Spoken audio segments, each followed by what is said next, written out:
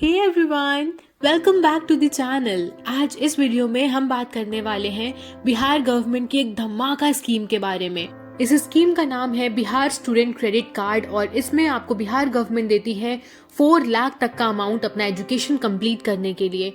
इस एक वीडियो में मैं आपको इस स्कीम से रिलेटेड हर एक छोटी बड़ी जानकारी दूंगी, तो वीडियो को एंड तक जरूर देखना क्योंकि आपको पता चलने वाला है स्टूडेंट क्रेडिट कार्ड क्या होता है, इसका लाभ कौन कौन उठा सकता है, इसमें अप्लाई करने का क्या प्रोसेस होगा, कौन कौन से डॉक्यूमेंट्स या दस्तावेज लगेंगे इसके लिए, अप्लाई कैसे करना है। और इतना ही नहीं, आज मैं आपको प्रूफ भी दिखाने वाली हूँ उन बच्चों का जिनको ये 4 लाख रुपए मिले हैं और वो आज खुशी खुशी अपनी पढ़ाई कंप्लीट कर रहे हैं। तो चलिए फटाफट से स्टार्ट करते हैं वीडियो को और मैं आपको बताती हूँ कि स्टूडेंट क्रेडिट कार्ड क्या है। जैसा कि मैं आपको स्टार्टिंग में बता चुकी हूँ, ये एक स्कीम है बिहार गवर्नमेंट की जिसमें बिहार गवर्नमेंट आपको 4 लाख तक का लोन प्रोवाइड करती है अपने एजुकेशन को कंप्लीट करने के लिए। अब मैं आपको बताती हूँ कि इसकी एलिजिबिलिटी क्या है, मतलब कि कौन कौन से बच्चे इस स्कीम का लाभ उठा सकते हैं। तो कोई भी बच्चा जो बिहार का है वो इसका लाभ उठा सकता है और उसने अपना 10th और 12th बिहार से किया होना चाहिए।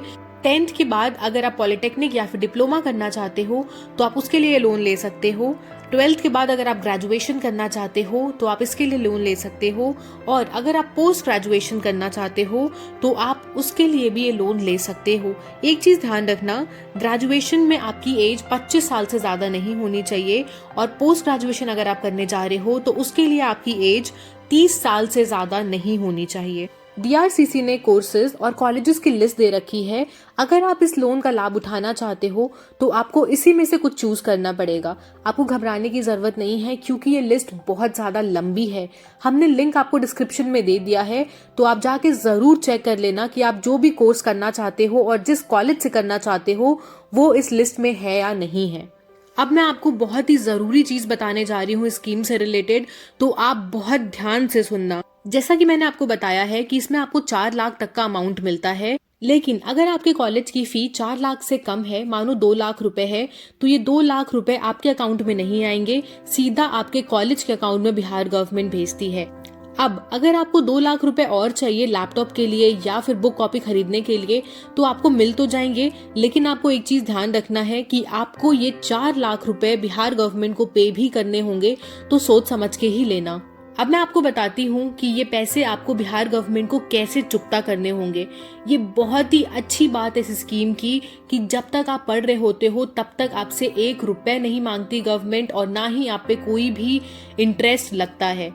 जब आपकी पूरी पढ़ाई कंप्लीट हो जाती है, मानो कि आप बीए कर रहे थे, 3 साल का बीए जब आप कंप्लीट कर लोगे, उसके बाद जब आप जॉब करने लगोगे उसके 1 साल के बाद गवर्नमेंट आपको बोलेगी कि अब मेरे पैसे मेरे को वापस कर दो। मतलब कि 3 साल जब आपने पढ़ाई की तो आपसे कोई पैसे नहीं मांगेगी, 1 साल जब आप जॉब कर रहे होगे तब तक आपसे कोई भी पैसे या फिर कोई भी ब्याज गवर्नमेंट नहीं लेगी। 1 साल के बाद आपको नोटिस दिया जाएगा कि अब पैसा चुकता करने की बारी आ गई है। इसमें भी अगर आपने 2 लाख रुपए लिए हुए हैं तो आपको 60 इंस्टॉलमेंट्स में पे करने होंगे और अगर आपने 2 लाख से ज्यादा लिए हैं तो आपको 84 यानी कि 84 इंस्टॉलमेंट में पे करने होंगे। उसके बाद भी आपसे ये नहीं बोला जाता कि आप एक बार में पैसे दे दो। समझ रहे हो आप? बहुत ही ज्यादा अच्छी स्कीम है ये बिहार गवर्नमेंट की। अच्छा, एक चीज और मैं आपको बता दूं कि साल भर बाद भी अगर आपकी जॉब नहीं लगती है तो आप बिहार गवर्नमेंट को एक एफिडेविट दे सकते हो कि मेरी जॉब नहीं लगी है और आपको 6 महीने की मोहलत चाहिए, तो बिहार गवर्नमेंट आपको एक्सटेंशन दे देती है। 6 महीने बाद फिर अगर आपको लगता है कि आपको और एक्सटेंशन चाहिए तो आपको वापस से एफिडेविट सबमिट करना पड़ता है, आपको फिर से मोहलत दे दी जाती है 6 महीने की। इंटरेस्ट रेट समझ लेते हैं। अगर आप फीमेल हो या फिर आप डिफरेंटली एबल हो, मतलब कि आप दिव्यांग हो या ट्रांसजेंडर हो, तो आपके लिए सिर्फ 1% इंटरेस्ट रेट चार्ज होता है। अगर आप मेल हो तो आपसे 4% तक का interest rate Bihar government charge करती है। अब मैं आपको बताती हूँ कि इसमें डॉक्यूमेंट्स यानी दस्तावेज कौन कौन से लगाने होंगे और इसमें अप्लाई करने का प्रोसीजर क्या होगा। आपको घबराने की बिल्कुल भी जरूरत नहीं है, कोई बहुत लंबा प्रोसीजर नहीं है। मैं आपको बताती हूँ, बस आप ध्यान से सुनना। हर साल हमारे पास बच्चे आते हैं मदद के लिए और हर साल हम 1000 से भी ज्यादा बच्चों की मदद करते हैं रजिस्ट्रेशन करने में और उनको एक बेहतरीन कॉलेज दिलवाने में। तो आपको फिक्र करने की बिल्कुल भी जरूरत नहीं है, हम हमेशा आपके साथ हैं। देखो, इसमें अप्लाई करने के लिए आपके पास दोनों ऑप्शंस हैं, ऑनलाइन और ऑफलाइन। ऑफलाइन अप्लाई करने के लिए आपको डीआरसीसी ऑफिस विजिट करना पड़ता है। अगर आपको नहीं पता कि आपके एरिया का डीआरसीसी ऑफिस कहाँ है तो नीचे हमने एक लिंक दे रखी है 7 निश्चय की, उस पर क्लिक करके आप चेक कर सकते हो कि आपके एरिया का डीआरसीसी ऑफिस कहाँ है। वहां आप जाते हो तो वो लोग आपका फॉर्म फिल करने में हेल्प कर देते हैं। और अगर आप ऑनलाइन खुद से अप्लाई करना चाहते हो तो उसके लिए भी लिंक हमने आपको डिस्क्रिप्शन में दे रखी है, आप उस लिंक पे क्लिक करके अप्लाई कर सकते हो। एक चीज मैं आपको बता दूं कि अगर आप ऑनलाइन अप्लाई कर रहे हो फिर भी आपको डीआरसीसी ऑफिस 2 बार तो जाना ही पड़ेगा। एक बार वो आपको बुलाते हैं डॉक्यूमेंट्स वेरिफिकेशन के टाइम पे और दूसरी बार फाइनल अग्रीमेंट के टाइम पे। तो आप डीआरसीसी ऑफिस जरूर चेक कर लेना कि आपके एरिया का कहाँ पे है। अब मैं आपको बता देती हूँ कि कौन कौन से डॉक्यूमेंट्स आपको लगाने होंगे। तो आपको लगाना होगा अपना आधार कार्ड, बैंक का पासबुक, फीस स्ट्रक्चर, मतलब कि जिस भी कॉलेज में आप पढ़ने जा रहे हो वहाँ का फीस स्ट्रक्चर जो भी होगा वो लगाना होगा। इसको बोनाफाइड भी कहा जाता है।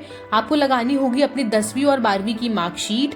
आपको लगाना होगा रेसिडेंशियल सर्टिफिकेट, जहाँ पे भी आप रहते हो उसका सर्टिफिकेट होता है वो आपको लगाना होगा। कोशिश करना वो 6 महीने से पुराना नहीं हो। और आपको अपनी 2 पासपोर्ट साइज फोटोग्राफ भी लगानी होगी। आपके साथ साथ जो आपके को एप्लीकेंट्स होंगे उनका भी डॉक्यूमेंट्स लगेगा, जैसे कि आधार कार्ड, पासबुक और पासपोर्ट साइज फोटोग्राफ। मैंने आपको इस स्कीम से रिलेटेड सारी छोटी बड़ी इन्फॉर्मेशंस बता दी है। आई होप आपको सब समझ में आया होगा। तो अब समय आ गया है कुछ प्रूफ्स दिखाने का, जैसा कि मैंने आपको स्टार्टिंग में ही वादा किया था। तो आओ फटाफट से देखते हैं कि क्रेडिट कार्ड कैसा दिखता है और सही में आपको पैसे मिलते भी हैं या फिर नहीं मिलते हैं। तो आप यहाँ पे अपनी स्क्रीन पे देख सकते हो कि क्रेडिट कार्ड ऐसा दिखता है। पहले के टाइम पे कुछ अलग तरीके का कार्ड मिलता था बट अब थोड़ा सा चेंज हो गया है और फिलहाल में ऐसा कार्ड मिल रहा है। और नेक्स्ट स्लाइड में आप देख सकते हो कि इस बच्चे को 3,93,000 रुपए क्रेडिट किए गए हैं। तो ऐसा नहीं है कि मिलते नहीं है पैसे। आप अगर सही से अप्लाई करोगे तो आपको पैसे जरूर मिलेंगे और आप बहुत आसानी से अपनी एजुकेशन कंप्लीट कर पाओगे। हम कोशिश कर रहे हैं कि किसी बच्चे से आप सबको मिलवाएं ताकि आपको और ज्यादा यकीन आ जाए और आप सब भी अपनी एजुकेशन को बहुत आसानी से कंप्लीट कर पाओ। अगर आप ऐसे ही और यूजफुल कंटेंट्स देखना चाहते हो तो चैनल को सब्सक्राइब कर लो जल्दी से और वीडियो को लाइक जरूर कर देना ताकि ये आपके जैसे और भी बहुत सारे बच्चों तक पहुंचे और उनका भला हो सके। मैं फिर जल्दी मिलूंगी आपसे नेक्स्ट वीडियो में। तब तक के लिए अपना बहुत सारा ख्याल रखना। बाय।